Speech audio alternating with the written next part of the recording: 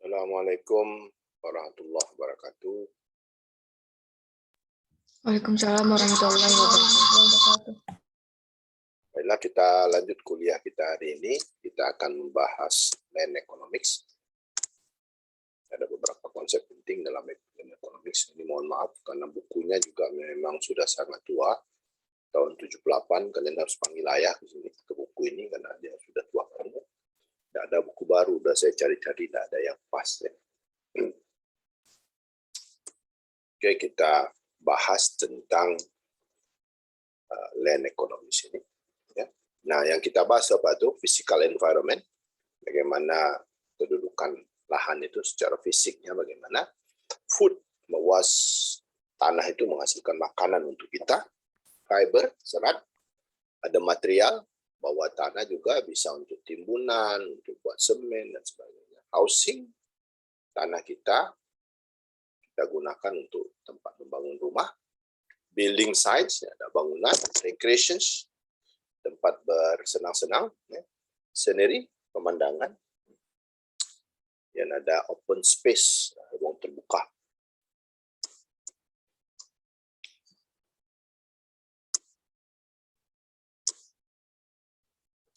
Nah, penggunaan tanah di perkotaan, ya, dan apa persoalan yang kita hadapi, bahwa tanah itu makin sempit. Kenapa? Karena perkembangan kota itu sangat cepat. Ya. Yang usah jauh-jauh ya, kalau kota besar, kota kecil seperti Banda Aceh saja, tanah sudah sangat susah. Ya. Makanya melebar pembangunan itu ke Aceh besar. Real estate market. Nah, real estate juga beralih ke Aceh besar karena tanah di Aceh besar relatif masih luas dibandingkan dengan Banda Aceh. Jadi ke luar ya. Housing, perumahan juga, ya, recreations. Orang Banda Aceh itu tempat rekreasinya sangat terbatas. Ya paling Ulelu, ya, beberapa daerah lainnya. Oleh karena itu mereka orang Banda Aceh itu mencari tempat hiburannya itu rekreasinya ke Aceh besar. Open space. Nah ini persoalan di dalam undang-undang penataan ruang. Di situ daerah wajib menyediakan ruang terbuka hijau. Nah ini persoalannya di kota besar sangat berat ini untuk menyediakan tanah. Banda Aceh aja kewalahan untuk menyediakan tanah. Rapid transit. Nah ini kita tahu bahwa kalau kota besar itu membutuhkan alat transportasi massal, rapid transit. Ya, apakah itu berbentuk LRT, monorail, tram, dan sebagainya, tram dan sebagainya. Yang penting dia itu rapid transit. Kereta api, parking. Nah ini persoalan besar di kota. Kita bisa punya toko tapi tidak ada tempat parkir. Atau kita bisa beli mobil tapi tidak bisa parkir di mana. Kalau di daerah-daerah tertentu sudah dilarang parkir sembarangan. Ada fasilitas, ini banyak sekali ya, tempat bermain anak, bangun rumah sekolah, bangun rumah sakit, dan sebagainya. Jadi dia tidak mudah di perkotaan itu banyak persoalan tentang tanah. Urban environment. Nah, kalau kita lihat Banda Aceh misalnya itu tidak ramah pejalan kaki, ya, tidak ada ramah dia. Kenapa? Karena lingkungan perkotaannya itu memang tidak ditata untuk pejalan kaki. Nah, lebih banyak untuk bikers atau untuk orang bawa mobil. Redevelopment of blighted areas. Ya. Daerah-daerah yang dulu sudah maju, lalu tertinggal dia mau dimajukan lagi dan sebagainya. Itu juga menjadi persoalan yang dihadapi oleh kota-kota besar. Planning for future growth of city. Nah, meskipun tanah sempit, kita harus juga pikirkan bagaimana pembangunan ke depan.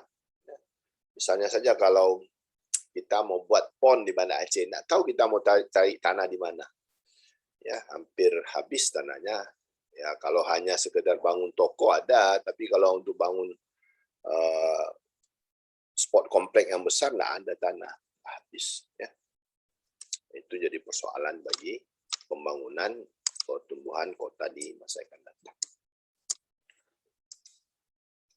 Nah, apa itu land economics? Land economics is the field of study. Jadi dia adalah bidang studi tentang apa? That deals with men's economic relationship. Itu membahas tentang hubungan manusia dengan apa? Other respecting land. Apa yang terkait dengan tanah. Bisa dengan harga, di mana tanah itu berada, bagaimana kondisi fisiknya, apakah dia nyaman, dan sebagainya. Itu termasuk dalam other respecting land. It is concerning main economic use of the surface sources. Nah, ini terkait dengan bagaimana kita memanfaatkan permukaan tanah on the earth and physical and biological. Ya, jadi dia ada aspek fisik biologi. Ada tanah di daerah-daerah tertentu, dia bisa menghasilkan makanan enak dibandingkan dengan daerah lainnya. Nah, ini terkait dengan aspek fisik dan biologi. Jadi meskipun kita tanam misalnya tumbuhan itu di tempat lain, dia tidak sebagus yang ada di tempat kita. Economics. Nah, tanah itu bisa menjadi aset, bisa juga menjadi simbol kejayaan dan sebagainya. Yang kita dalam film-film lama itu disebut dengan tuan tanah, landlord. Tuan tanah itu secara ekonomi dia mempunyai kemampuan yang lebih besar. And institutional factors. Nah, faktor kelembagaan. Kenapa faktor kelembagaan ini? Ya misalnya apa? Sertifikatnya, apakah tanahnya itu tanah adat dan sebagainya. That effect yang bisa mempengaruhi condition and control issues of these resources. Nah, seperti misalnya di tempat kita punya tanah, tapi kita tidak boleh menggunakan tanah itu untuk kegiatan yang menimbulkan maksiat. Ya. Nah, itu ada kontrol sosialnya di situ. Leonard Salter mengatakan land economics is a social science. Jadi menurut Leonard Salter bahwa ekonomi tanah itu tentang ilmu sosial that we deals with those problems yang terkait dengan masalah-masalah pertanahan which social conduct is strategically affected by. Dan secara aturan dia dipengaruhi apa? Fisikal. Fisikal itu bukan hanya lokasinya ya, tetapi juga misalnya kemiringannya. Kemiringan. Kita punya tanah, kemiringannya berapa? 80 derajat. Nah, ada siapa yang mau beli? Ya, saya punya tanah luas, Pak. Berapa kemiringannya? 80, Pak. Atau 60 aja kita tidak tahu mau buat apa. Location or property attributes. Nah, lokasi juga penting. Kenapa? Karena dia akan terkait dengan aksesibilitas. Ya, saya punya tanah di mana? Di pucuk Gunung Selawah sana. Walaupun kita punya tanah 10 hektar di situ, harganya mungkin setara dengan 100 meter yang ada di perkotaan. Ya, ya karena di hutan sana kan murah, ada yang beli dan sebagainya. Jadi dia berpengaruh terhadap apa? Surface permukaan tanah. Ya, dia berpengaruh terhadap permukaan tanah. Nah, ini dia terkait dengan tanah.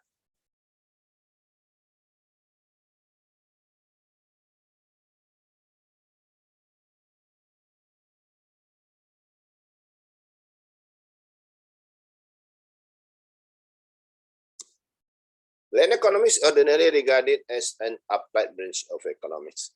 Jadi, ekonomi tanah itu dikategorikan sebagai ilmu terapan. Terapan dari ilmu ekonomi. Jadi, terapan.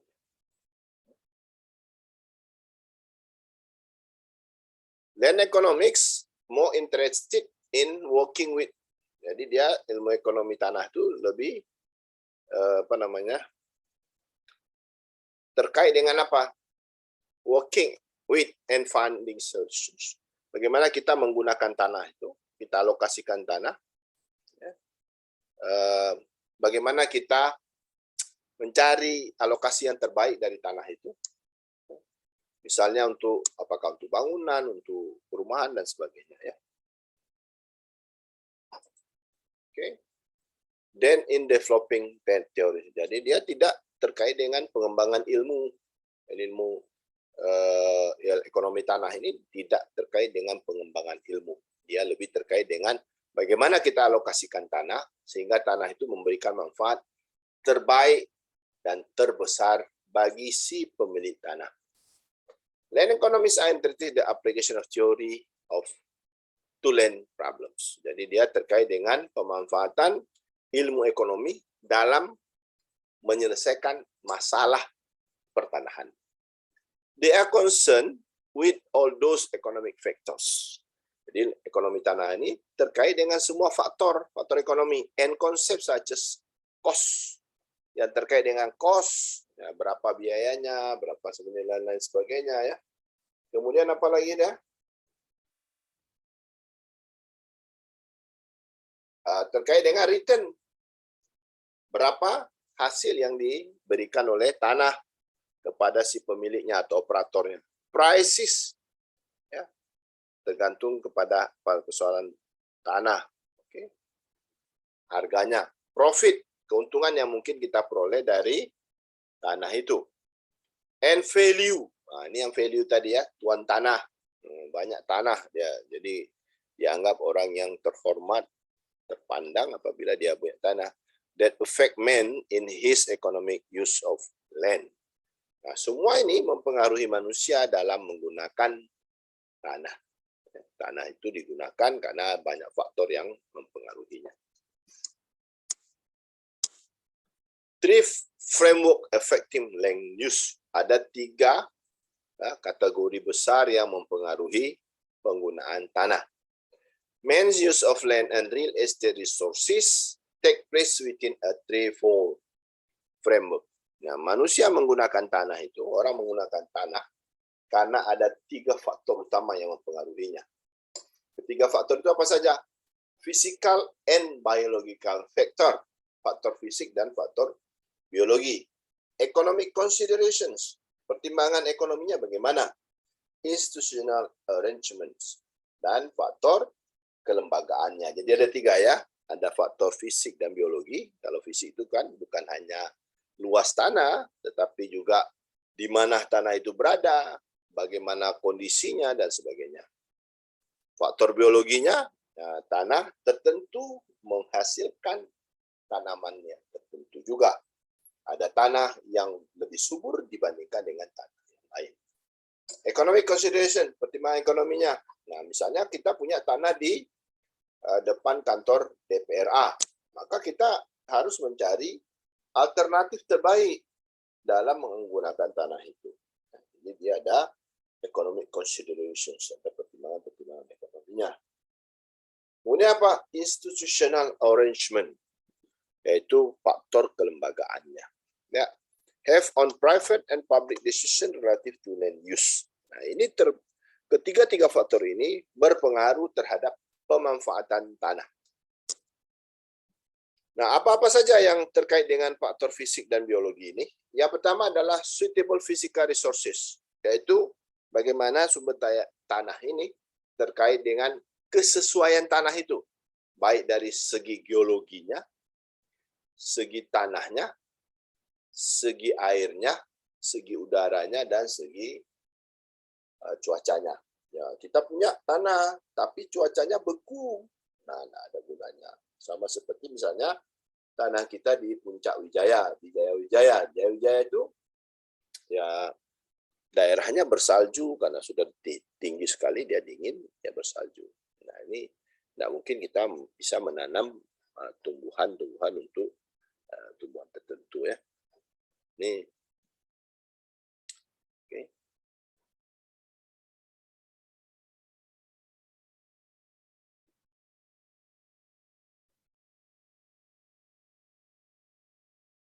Kemudian appropriate plan. Nah, ini ya kalau ada orang Medan itu dia tahu betul itu bahwa tanah di Delhi itu, Medan itu, dia lebih cocok untuk tanaman tembakau. Nah, ya, appropriate plan. Atau di tempat lain ada wilayah-wilayah tertentu yang bisa menghasilkan beras yang lebih wangi. Ya. Nah, jadi ada wilayah tertentu. Animals. Nah, tentu saja ya ada binatang tertentu yang hidup di habitat tertentu juga.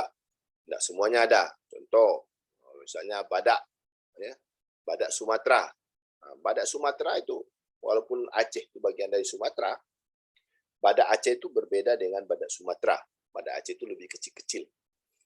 And other biological resources. Dan ada juga faktor biologi lainnya yang ada di tanah itu.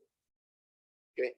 People and human communities. Nah, faktor fisik dan biologi ini juga terkait dengan banyak orang yang pakai tanah di situ.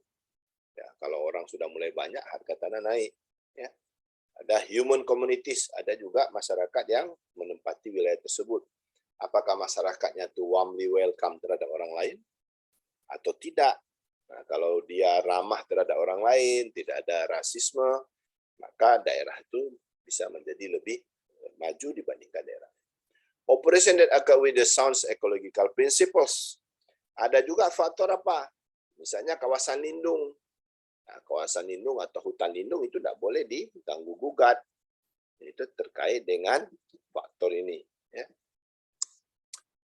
Apa namanya itu? Faktor geologi ini. Okay. Nah, dari aspek ekonominya, kita lihat apa? Productive input output relationship. Berapa subur wilayah itu? Ya, dibandingkan dengan wilayah lain. Ini berpengaruh terhadap penggunaan lahan. Ya. Daerah subur biasanya sewanya lebih mahal dibandingkan daerah yang kurang subur. Effective marketing and transportation arrangements. Nah, kalau daerah perkotaan itu pasti lebih mahal tanahnya dibandingkan dengan daerah yang jauh dari perkotaan. Kenapa? Dia terkait juga dengan transportasi. Ya, jadi mudah kita ke situ dan sebagainya. Ya, kalau kita di luar negeri misalnya rumah yang dekat dengan stasiun kereta api biasanya lebih mahal karena aksesnya lebih mudah. Acceptable distribution of income and benefit. Nah, ini terkait dengan kalau orangnya kaya, tentu dia mempunyai kemampuan besar untuk membeli lahan, sehingga ini berpengaruh terhadap harga tanah. Kemudian apa lagi? Benefit, manfaat dari pemilikan tanah itu. Nah, kalau tanahnya memberikan hasil yang besar, maka dia bisa lebih mahal dibandingkan dengan tanah yang kurang memberikan hasil yang besar. Ya.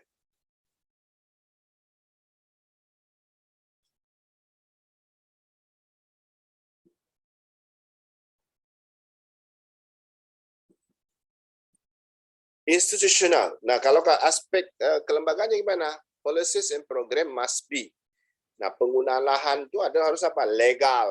Legal itu artinya apa? Ada sertifikat, ada aturan mainnya. Ini boleh, ini tidak boleh, ini peruntukannya untuk ini peruntukannya untuk ini. Jadi ada aspek regulasinya, ada kelembagaannya. Kemudian apa lagi? Politically acceptable.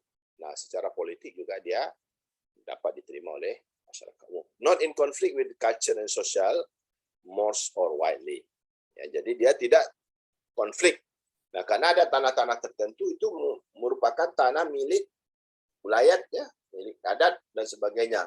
Nah, ini itu tidak bisa kita ambil, itu bisa ribut, bisa menimbulkan konflik. Ya. Administratively workable. Nah, secara administratif itu tercatat dia berfungsi dengan baik dan sebagainya. Workable dia berarti dia kalau perlu surat bisa keluar dia dan sebagainya.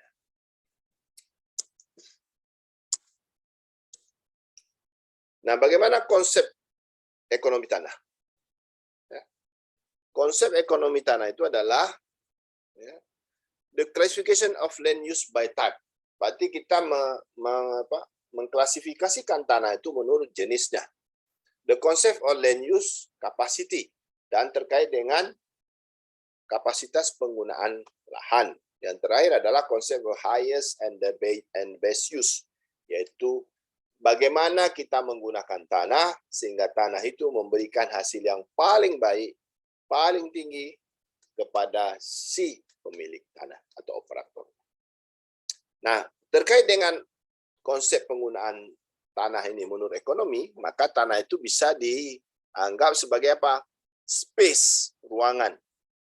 Ya, misalnya kalau kita mau jualan, bisa kita sewa tanah orang, space-nya. Ya, meskipun kita mungkin tidak memilikinya, tapi kita bisa sewa. Nature, bahwa tanah itu juga bisa menggambarkan sifat alami tanah itu. Misalnya kalau kita ke pantai, kita bisa menikmati pemandangan. Pemandangan apa? Bisa kita menikmati pemandangan sunset, ya. Atau kalau kita di Gunung Bromo, misalnya kita bisa menikmati sunrise, matahari terbit. Factor of productions. Nah, tanah juga menjadi faktor produksi. Kalau kita belajar di dalam teori mikro misalnya, nah itu kita buat bahwa fungsi produksi adalah fungsi dari modal, ya, tenaga kerja, tanah. Jadi tanah juga termasuk dalam kategori faktor produksi. The consumption good, ya. Jadi tanah itu juga barang konsumsi. Konsumsi bukan berarti kita makan, ya, tapi kita manfaatkan juga dianggap konsumsi. Jangan nanti ini konsumsi Pak berarti dimakan. Nah, ini konsepnya adalah pemanfaatan lahan. Situations. Nah, tanah itu mewakili situasi tertentu, wilayah tertentu, dan sebagainya. Nah, itu bisa kita lihat bagaimana peran tanah itu di situasi itu.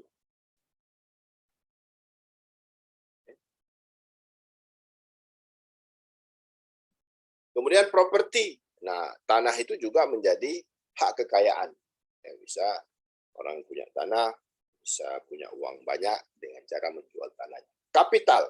Tadi sudah saya jelaskan bahwa tanah itu bisa juga disebut sebagai kapital, karena kalau kita jual, maka tanah itu bisa menghasilkan uang dengan jumlah tertentu, dan uang inilah yang kita gunakan sebagai modal untuk melaksanakan kegiatan atau membangun usaha. Nah, principal types of land use. Bagaimana dasar-dasar penggunaan tanah? Dasar-dasar penggunaan tanah itu dimulai dari apa? Residential land, tanah untuk perumahan. Commercial and industrial sites, tanah untuk bisnis dan industri. Baru dia masuk ke crop land, ya, masuk ke tanah untuk perkebunan. Pasture and grazing land. Nah, ini kita menggunakan tanah itu tempat untuk makanan ternak, ya, rumput dan sebagainya. Kemudian apa lagi? Forest land. Nah, tanah itu juga tempat menetapnya hutan. Ya. Mineral land, bahwa tanah memiliki tambang. Recreation land, tanah bisa kita gunakan untuk berrekreasi, menikmati pemandangan, melepas kepenatan dan sebagainya. Transportation land, ya, kita menggunakan tanah untuk membangun jalan, kereta api dan sebagainya. Services area, bahwa tanah juga memiliki jasa kepada orang. Ya, kalau kita parkir misalnya, itu kan termasuk dalam services area. Nah, kemudian apa? Barren and waste. Nah, bahwa ada sebahagian dari kita menghasilkan, bukan sebagian sih, semuanya kita menghasilkan sampah, ya. Menghasilkan sampah, sehingga kita harus membuang sampah itu.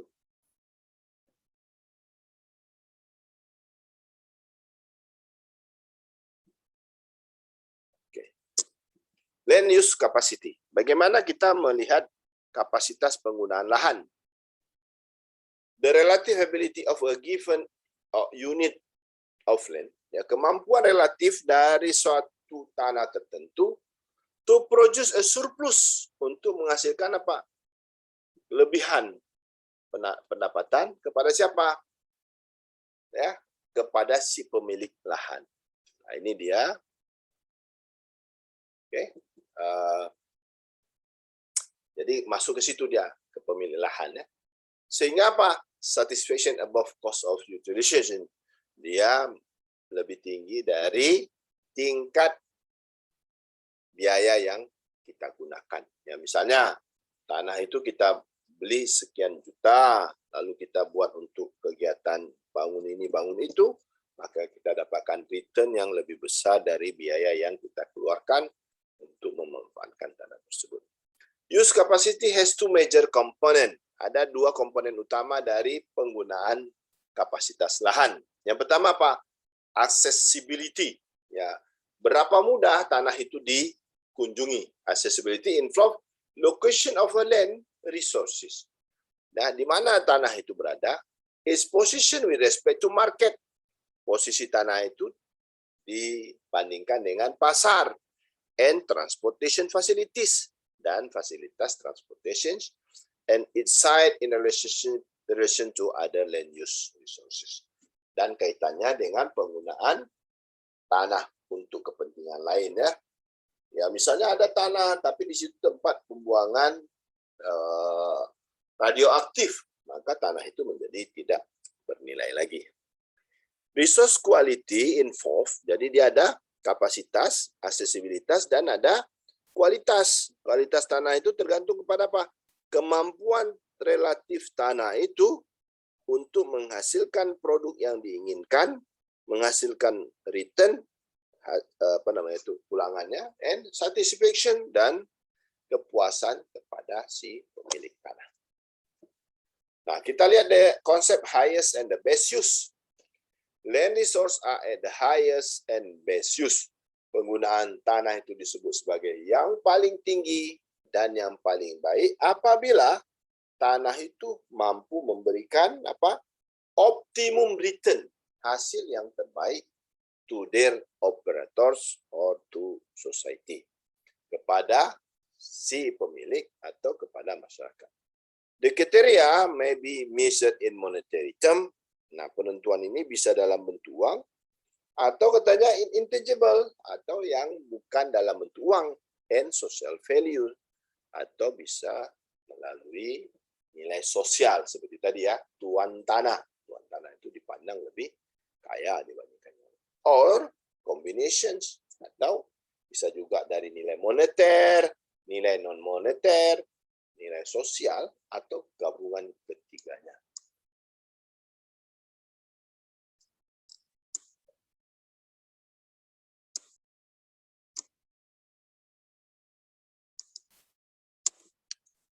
Oke, kita lihat prioritas penggunaan tanah.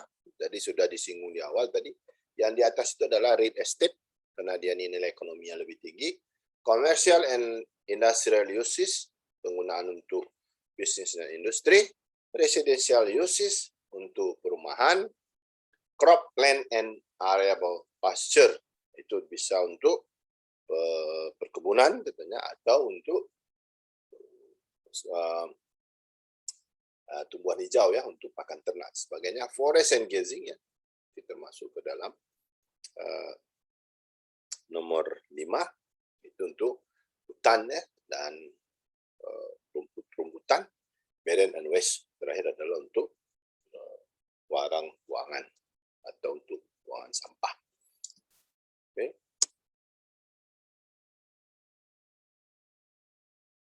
Nah, factor affecting of economic supply of land resources. Apa yang mempengaruhi penawaran tanah? Itu masalah yang pertama adalah natural limit on the supplies, ya, land supply.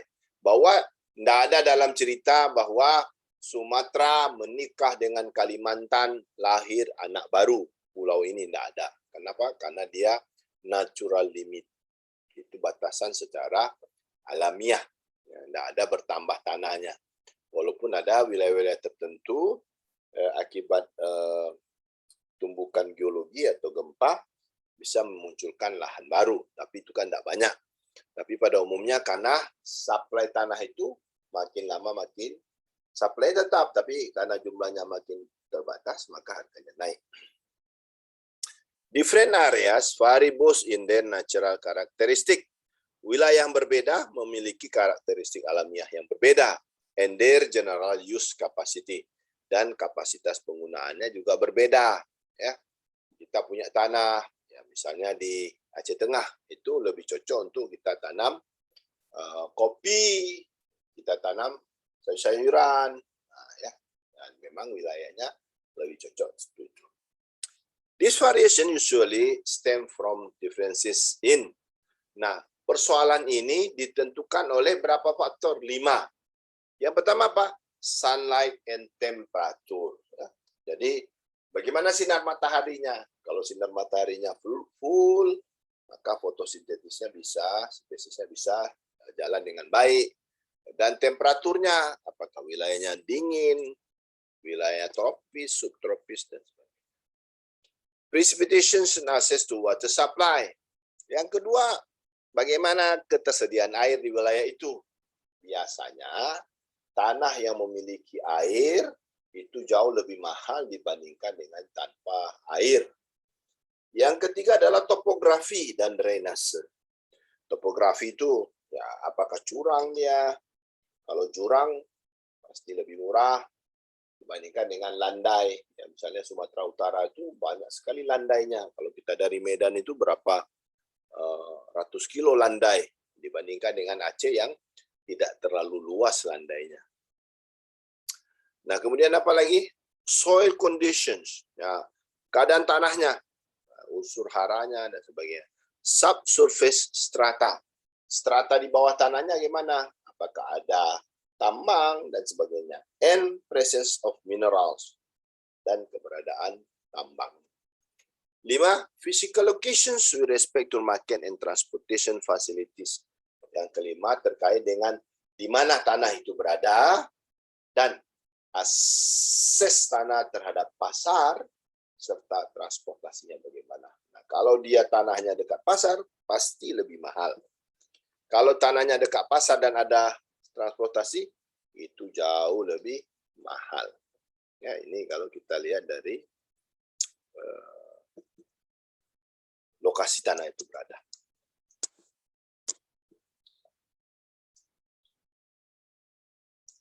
Oke, kemudian ini lompat ya. Ada factor affecting supplies. Ya, apa faktor lain yang mempengaruhi supply? Yang pertama apa? Economic factors. Ya, faktor ekonomi. Di kota pasti mahal ya. Nah, faktor ekonominya. Kalau mau beli silakan, nggak mau beli pun nggak apa-apa. Katanya. Kenapa? Karena memang banyak tanahnya memang mahal ya, dibandingkan dengan tanah di tempat lain. Determinants of supply, faktor penentu supply itu banyak ya. Misalnya tadi lokasinya bagaimana, kemiringannya bagaimana dan sebagainya. Technological factors, faktor teknologi. Nah, kita tahu bahwa tadi kemiringan yang susah dibangun dengan teknologi baru sekarang banyak sekali hotel-hotel ya. Bagi yang mau itu ada hotel di pinggir jurang yang dalam.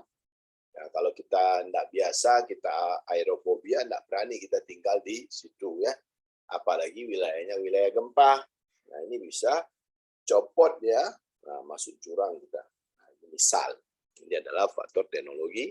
Meskipun ada faktor teknologi, ada sebagian orang juga tidak berani memanfaatkan tanah dengan kemiringan tertentu.